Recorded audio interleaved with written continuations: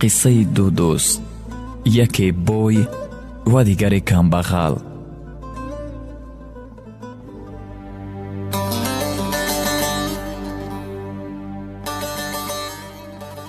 дар як замоне ду дӯст буданд, яке доро ва дигаре камбағал. ҳар ду донишҷӯ буданд, дӯстони ҳақиқӣ буданд. писарбачаи бой ҳатто обро бе камбағал писар наменӯшид. рӯзе ба писари камбағал мегӯяд: дӯстам, ман ҳеҷ чизро аз ту боло надонистам, аммо ман як дӯстдоштае дорам, ки ҳанӯз ӯро ба ту нишон надодаам. агар хоҳӣ, биё равем шиносат кунам. онҳо бо ҳамдигар рафта духтарро мебинанд. ҷавонписари камбағал духтарро дидан замон ба ӯ ошиқ мешавад ва пинҳонӣ аз дӯсташ ба ӯ вомехӯрад. духтар ҳам ин писари камбағалро баробари диданаш ошиқ шуда будааст. дигар наметавонад ба дӯсташ чӣ хел фаҳмонад, ки ба дӯстдоштаи ӯ ошиқ шудааст. сухан дар дилаш монду ба беморие гирифтор мешавад. писарбачаи бой тамоми табибонро меорад, аммо давои дарди писарро ёфта наметавонад. рӯзе мешунавад дар давлати дигар донишманди бо таҷрибае ҳаст. рафта онро меорад. он донишманд мегӯяд сире дар дил дораду ӯро он сир мекушад. писар мегӯяд: чӣ бояд кард?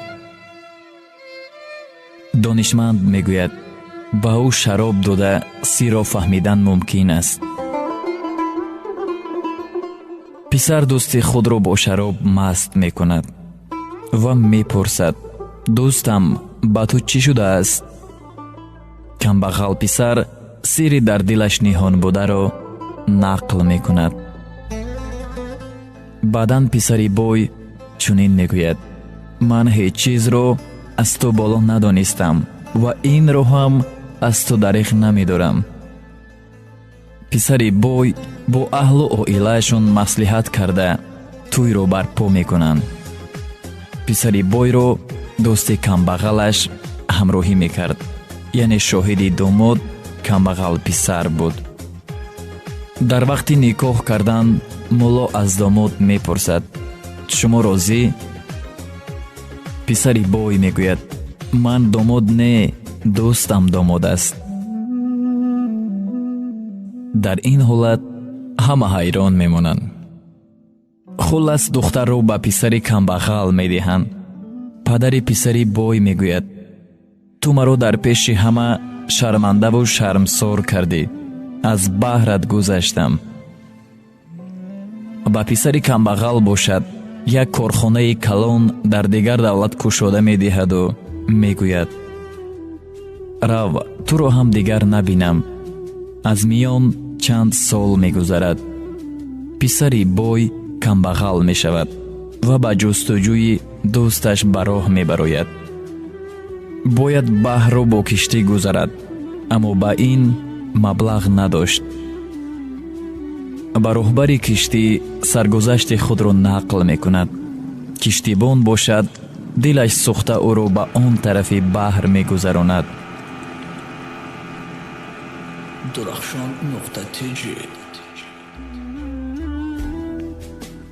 ҷавон пурсида хонаи дӯсташро меёбад.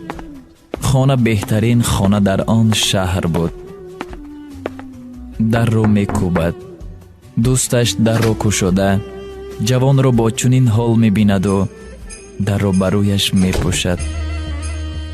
ҷавон аз алами бисьёр мегӯяд: ман барои дӯстиам ба ин рӯз расидаму кори инро бин. худро куштанӣ шуда ба лаби баҳр меравад. дар ин вақт кампире пайдо мешаваду мепурсад: писарам, дар ин ҷо чӣ кор мекунӣ? اینجا چقدر آدمان غرق شده دیگر آنها را نیافتند. جوان به پیرزن میگوید من هم همین مقصد را دارم.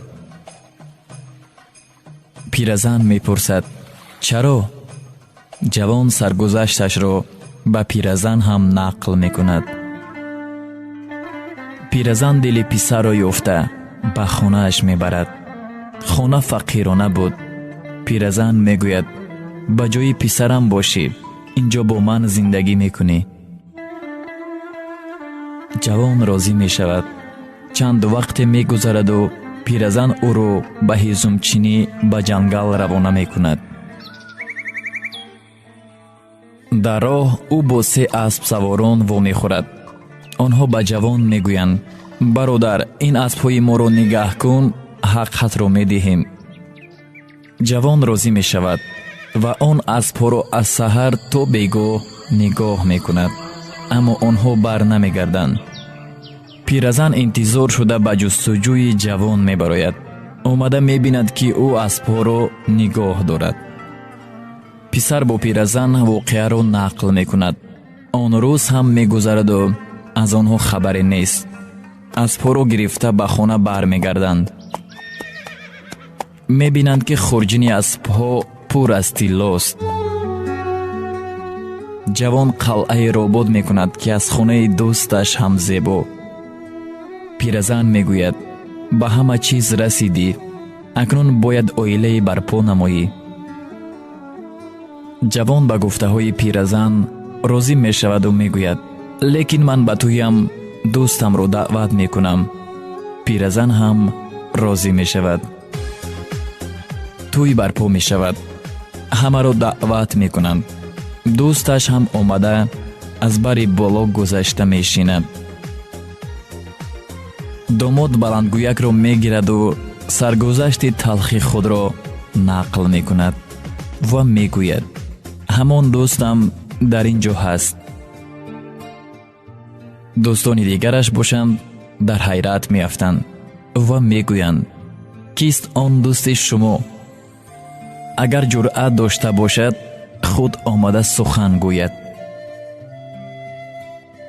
دوستش از جای خسته به نزد بلندگویک آمده چنین میگوید من میدانستم شما چه حال دارید، برای همین سردار کشتی را فهمانیدم که به نزدت همین خیل جوان آمد گرفته بیار گفتم. وقتی که در را کوشیدم تو را با آن سر و احوال کمبغلی دیدم، فکر روزهای گذشته را کردم. خود به خود گفتم اگر تو را درارم زنم دلش سوخته به تو عاشق نشود. برای همین در را برایت پوشیدم. آن پیرزنی که در لب بحر تو را از مرگ نجات داد و به خانه‌اش آورد مادر من است. آن 3 اسبدارهایی که از پرو به تو مانده دیگر برنگشتند برادران من بودند. و آخرین این که دختری که امروز تو به زنی گرفته ایستاده ای خواهر من است. از شنیدن این سخنها همه افسوس خوردند و از این دوستشان بخشش پرسیده دوستی رو مثل پیشتر دوام دادند.